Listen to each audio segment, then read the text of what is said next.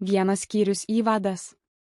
Pozityvioji tėvystė, kaip apibrėžta EUTVTK, tai tėvų elgesys, kuriuo atsižvelgiama į vaikų interesus ir jų teises. Visame pasaulyje šeimose įsigalinti internetui, naujoms skaitmeninėms technologijoms ir socialiniai žiniasklaidai, pagrindinės tėvų pareigos išlieka tos pačios, jie turi auklėti, saugoti, aprūpinti, mylėti ir vadovauti savo vaikams. Tačiau dabar labai svarbu šias tradicinės vertybės taikyti ir interneto erdvėje. Tiek praeityje, tiek šiandien tėvystė yra grindžiama atviru bendravimu ir pasitikėjimu. Skaitmeninė aplinka teikia neįtikėtinos naudos vaikams nuo švietimo iki kūrybiškumo ir socialinės sąveikos. Tačiau ji taip pat susijusi su tokiais pavojais kaip kibernetinės patyčios, grėsmės privatumui ir priklausomybė nuo interneto. Erasmus Plus projektas pozityvi skaitmeninė tėvystė skirtas šiems iššūkiams spręsti. Šią novatorišką programą siekiama suteikti tėvams žinių apie žiniasklaidos priemonių naudojimo raštingumą ir priemonių, kurios padėtų ugdyti vaikų kritinį mąstymą. Tėvai išmoks analizuoti interneto turinį, atpažinti šališkumą, identifikuoti dezinformaciją ir padėti savo vaikams priimti pagrįstus sprendimus skaitmeninėje erdvėje. Pagal šią programą tėvams rengiami įvadiniai mokymai, pripažįstant, kad jie yra pagrindiniai šeimos globėjai ir auklėtojai. Mokymų metu mokoma, kaip suprasti mokymąsi internetu ir naudotis dinamiškomis internetinėmis priemonėmis, kad tėvai galėtų įsitraukti į vaikų skaitmeninį gyvenimą ir padėti vyresniems šeimos nariams. Erasmus Plus projektas pozityvi skaitmeninė tėvystė, skatindama saugumą internete ir mažindama skaitmeninę atskirtį tarp kartų, skatina saugesnę ir informuotesnę šeimų skaitmeninę patirtį. Būkite su mumis ir toliau, nes toliau tyrinėjame, kaip šis novatoriškas projektas keičia bendruomenės visame pasaulyje. Toliau apžvelgsime praktinius patarimus tėvams, kaip orientuoti skaitmeninėme amžiuje. 2 skyrius. Skaitmeninis pėdsakas. Skaitmeninio pėdsako valdymas tai žinojimas, kokį pėdsaką paliekate internete ir veiksmai, kuriais siekiama užtikrinti, kad jis tiksliai atspindėtų jūsų ketinimus ir vertybės. Tai reiškia, kad reikia atkreipti dėmesį į turinį, kuriuo dalijatės, išmanyti privatumo nustatymus ir atsargiai vertinti galimas ilgalaikės savo veiksmų internete pasekmes. Pateikėme keletą patarimų, kurie padės efektyviai valdyti skaitmeninį pėdsaką. 1. Būkite atidūs tam, kuo dalijatės, pagalvokite prieš skelbdami. Apsvarstykite galimas dalyjimuose asmeninė informacija, nuotraukomis ar nuomonėmis internete pasekmes. Atminkite, kad kartą ką nors paskelbus gali būti sunku tai visiškai pašalinti. 2. Naudokite privatumo nustatymus. Susipažinkite su privatumo nustatymais socialinės žiniasklaidos platformose ir kitose internetinėse paslaugose. Sureguliuokite šiuos nustatymus, kad galėtumėte kontroliuoti, kas gali matyti jūsų įrašus ir informaciją. 3. Reguliariai peržiūrėkite savo buvimą internete. Periodiškai peržiūrėkite savo socialinių tinklų profilius ir internetinės paskyras. Pašalinkite arba atnaujinkite bet kokią pasenusią ar nereikšmingą informaciją. 4. Apribokite asmeninę informaciją. Venkite dalyti slaptą asmeninę informaciją, pavyzdžiui, savo adresu, telefono numeriu ar finansinę informaciją internete. 5. Naudokite stiprius slaptažodžius. Naudokite stiprius, unikalius slaptažodžius savo internetinėms paskyroms, kad išvengtumėte neteisėtos prieigos. Apsvarstykite galimybę naudoti slaptažodžių tvarkyklę, kad slaptažodžiai būtų saugiai saugomi.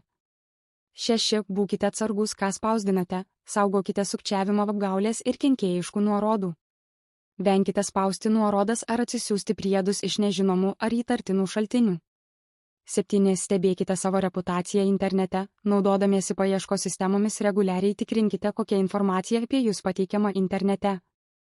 Jei randate netikslios ar žalingos informacijos, imkitės priemonių jai pašalinti. 8. Švieskite save ir kitus. Būkite informuoti apie geriausią interneto saugumo ir privatumo praktiką. Švieskite savo draugus ir šeimos narius apie tai, kaip svarbu tvarkyti savo skaitmeninį pėdsaką. Laikydamiesi šių patarimų galite veiksmingai valdyti savo skaitmeninį pėdsaką ir apsaugoti savo reputaciją internete. Atminkite, kad jūsų buvimas internete atspindi jūs pačius, todėl labai svarbu kontroliuoti, kuo dalijatės ir kaip save pristatote internete. Sekite toliau, nes toliau tyrinėjame Erasmus Plus projektą pozityvi skaitmeninė tėvystė ir jo poveikį šiuolaikinės šeimos gyvenimui. Toliau praktinės strategijos tėvams, kaip padėti vaikams užmegzti sveiką santykį su technologijomis. 3 skyrius. Interneto privatumas. Interneto privatumas arba skaitmeninis privatumas apima asmeninės, finansinės ir naršymo informacijos, kuria dalijamasi internete, apsaugą. Kadangi renkama vis daugiau asmeninių duomenų, didėja susirūpinimas dėl piktnaudžiavimo jais. Kaip ir fizinėme pasaulyje, privatumo internete apsauga yra labai svarbi, todėl reikia naudoti patikimus slaptažodžius, atsargiai elgtis su bendrinama informacija ir reguliariai atnaujinti privatumo nustatymus. Tokiuose reglamentuose kaip ES bendrasis duomenų apsaugos reglamentas BDR nustatytos griežtos duomenų rinkimo ir naudojimo taisyklės užtikrinančios, kad būtų apsaugotos asmenų privatumo teisės. Teikdami pirmenybę privatumui internete, asmenys gali užkirsti kelią neteisėtai prieigai prie savo asmeninės informacijos. BDR sudaro 99 straipsniai, kuriuose išdėstyti įvairūs duomenų apsaugos aspektai. Keletas pagrindinių nuostatų. 1. Asmenys turi teisę žinoti, kokius duomenis apie juos įmonė saugo ir kaip jie naudojami. 2. Taip pat žinoma kaip teisė būti pamirštam, kai tam tikromis aplinkybėmis asmenys gali prašyti ištrinti savo asmens duomenis. 3. Prieš rinkdamos ar tvarkydamos asmens duomenis, įmonės privalo gauti aiškų asmenų sutikimą. Tai apima aišku ir nedviprasmišką sutikimą dėl slapukų ir naršymo istorijos. 4. Įmonės turėtų rinkti ir tvarkyti tik tuos duomenis, kurie yra būtini tam tikslui, kuriam jie buvo surinkti. 5. Asmenys turi teisę gauti savo asmens duomenis iš įmonės įprastai naudojamų ir kompiuterio skaitomų formatų. 6. Kai kurios organizacijos privalo paskirti duomenų apsaugos pareigūną, kuris prižiūrėtų, kaip laikomasi BDR. Bendrasis duomenų apsaugos reglamentas padarė didelę įtaką tam, kaip įmonės tvarko asmens duomenis ir reikalauja, kad jos įgyvendintų griežtesnės duomenų apsaugos priemones ir užtikrintų didesnį duomenų tvarkymo praktikos skaidrumą. Bendrasis duomenų apsaugos reglamentas padėjo sustiprinti teisės į duomenų privatumą ir suteikti asmenims daugiau galimybių kontroliuoti savo asmeninę informaciją.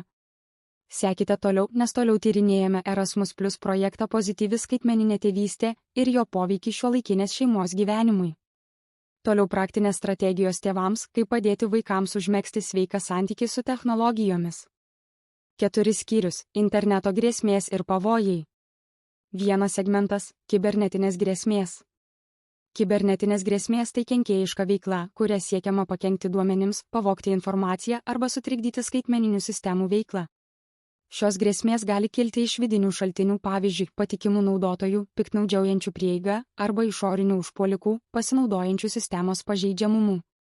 Dažniausiai pasitaikančios grėsmės yra kenkėjiškos programos, išpirkos reikalaujanti programinė įranga, phishing ir atsisakymo aptarnauti atakos, dėl kurių gali būti patirta finansinių nuostolių, pažeisti duomenys ir pakenkta reputacijai. Norint nuo jų apsisaugoti, būtina naudoti stiprius slaptažodžius, atnaujinti programinę įrangą, šifruoti duomenis ir šviesti naudotojus apie kibernetinę riziką. Daugiafaktorinis autentiškumo patvirtinimas ir reguliarūs atsarginių duomenų kopijų darymas taip pat padeda sumažinti galimą žalą. 2 segmentas – interneto pavojai. Nors internetas yra naudingas, jame esama ir rizikos, pavyzdžiui, elektroninės patyčios, elektroniniai grobuonys ir privatumo problemos. Kibernetinėse patyčiose skaitmeninės platformos naudojamos siekiant įbauginti ar sugėdinti asmenis. Tėvai ir pedagogai turėtų mokyti atsakingo elgesio internete. Kibernetiniai grobuonys manipuliuoja vaikais ir paaugliais, įgydami pasitikėjimą, pasivadinę netikrą tapatybę, todėl labai svarbu mokyti saugumo internete. Dalyjimasis privačia informacija internete gali tapti tapatybės vagystės priežastimi, privatumo nustatymai ir atsargus elgesys gali tai sumažinti. Vartotojus apgaulė verčia atskleisti konfidencialius duomenis, o sukčiai siekia pavogti pinigus ar informaciją. Be to, atsitiktinai parsisiuntus kenkėjiškų programų galima pakenkti įrenginiams, todėl labai svarbu naudoti antivirusinę programinę įrangą ir vengti įtartinų atsisiuntimų. Informuotumas ir budrumas padeda apsisaugoti nuo šių internetinių pavojų ir užtikrina saugesnę skaitmeninę patirtį. 5 skyrius – pagrindiniai gebėjimai būti saugiam internete. Šiuolaikinėme skaitmeninėme amžiuje labai svarbu imtis aktyvių veiksmų siekiant užtikrinti saugumą internete. Štai pagrindinės priemonės, kaip apsaugoti save ir savo šeimą internete. Saugesnis mąstymas. Būkite informuoti apie internete kylančius pavojus, naudokite patikimus slaptažodžius ir atsargiai elkite su įtartinais elektroniniais laiškais ar nuorodomis. Pasitikėkite savo nuojautą ir reguliariai kurkite atsarginės duomenų kopijas. Stiprių slaptažodžių kūrimas. Norėdami sukurti tvirtus slaptažodžius, naudokite raidžių, skaičių ir simbolių derinį, o norėdami užtikrinti didesnį saugumą, naudokite slaptažodžių tvarkyklę. Naršyklės saugumo funkcijos. Įjunkite ir atnaujinkite naršyklėje integruotas saugumo priemonės, kad apsisaugotumėte nuo virusų, kenkėjiškų ir šnipinėjimo programų. Venkite nepageidaujamų laiškų ir sukčiavimo. Būkite atsargus dėl nepageidaujamų laiškų ir venkite spausti nežinomas nuorodas ar atsisiųsti priedus. Naudojant antivirusinę programinę įrangą, apsaugokite savo įrenginius naudodami patikimą antivirusinę programinę įrangą ir sužinokite, kaip išvengti įtartinų atsisiuntimų. Saugus apsipirkimas internetu. Užtikrinkite saugius sandorius naudodamiesi patikimais tinklalapiais, kurių URL adresas pažymėtas HTTPS ir pakabinamos spynos piktograma.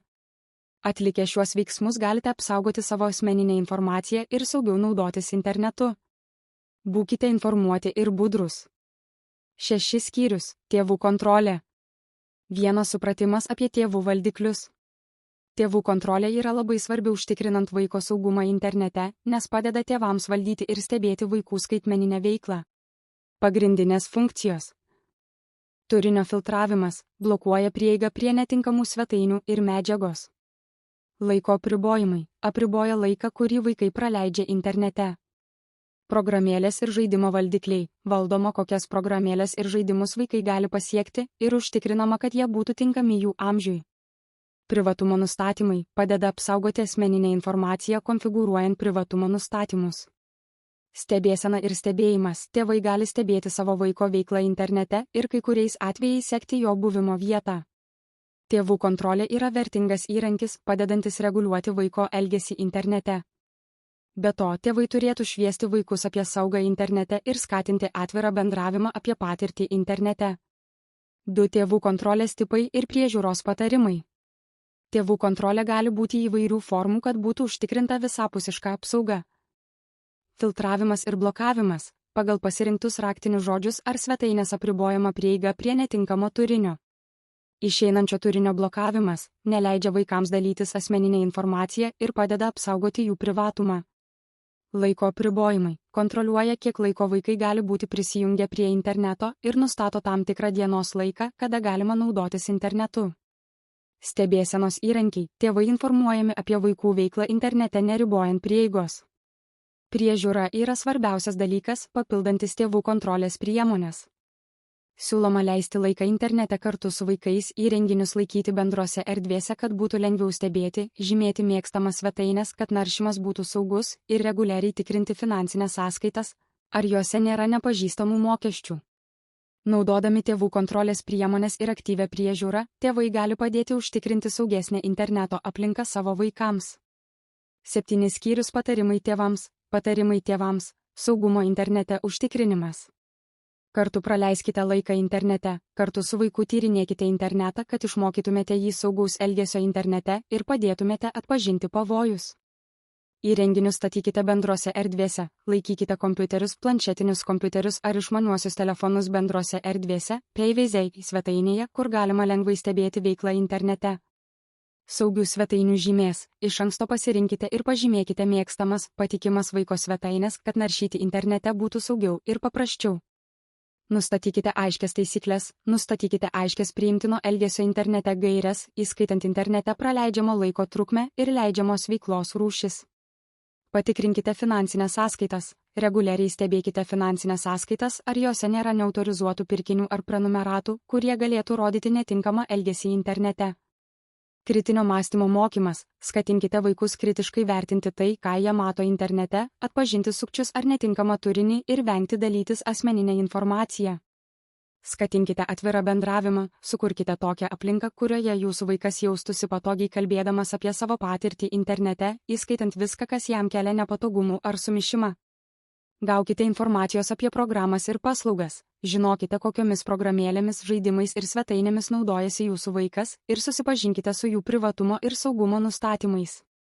Naudokite tėvų kontrolės priemonės. Pasinaudokite galimais tėvų kontrolės nustatymais, kad galėtumėte filtruoti turinį, riboti ekrano laiką ir stebėti veiklą internete.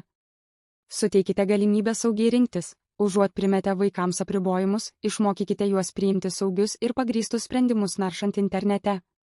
Laikydamiesi šių patarimų tėvai gali imtis aktyvių veiksmų, kad apsaugotų savo vaikus ir sukurtų saugesnę ir pozityvesnę interneto aplinką visai šeimai.